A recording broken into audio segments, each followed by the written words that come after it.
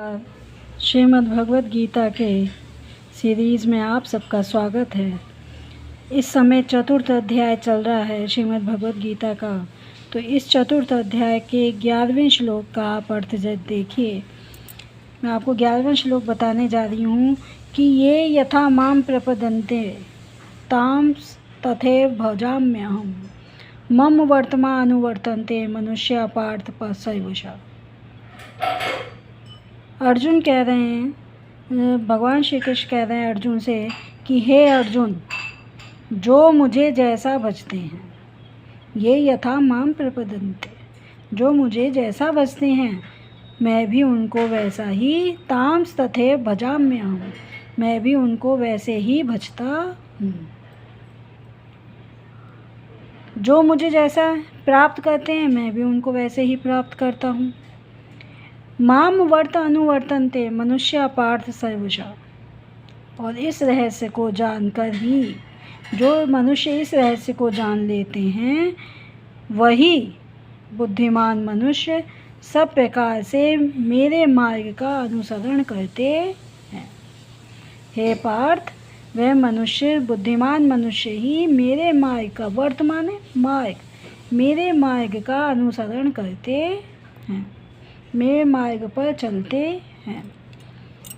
अगला श्लोक है कि कांक्षन्ता कर्मणाम सिद्धिम यजन्त इहि देवता क्षिप्रम ही मानुषे लोके सिद्धि भक्ति कर्मजा।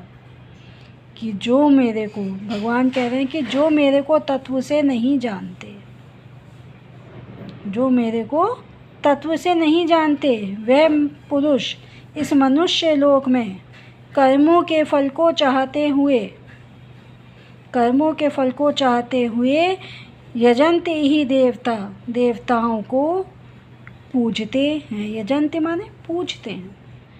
वह इस संसार में कर्मों के फल की सिद्धि को चाहते हुए देवताओं को पूजते हैं और उनके कर्मों से उत्पन्न हुई सिद्धि शीघ्र ही होती है। क्षिप्रम माने शीघ्र, उन्हें कर्मों से उत्पन्न हुई सिद्धि भी शीघ्र ही होती है।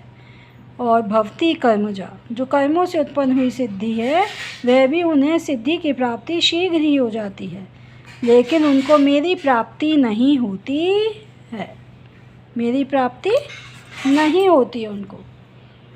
इसलिए तू मेरे को ही सब प्रकार से भज, इसलिए तू मेरे को ही सब प्रकार से भज, किसी दूसरे देवता को नहीं। आशा है आपको समझ में आया होगा। तो इसी प्रकार इस भारतीय संस्कृति को आगे बढ़ाते हुए राधे राधे।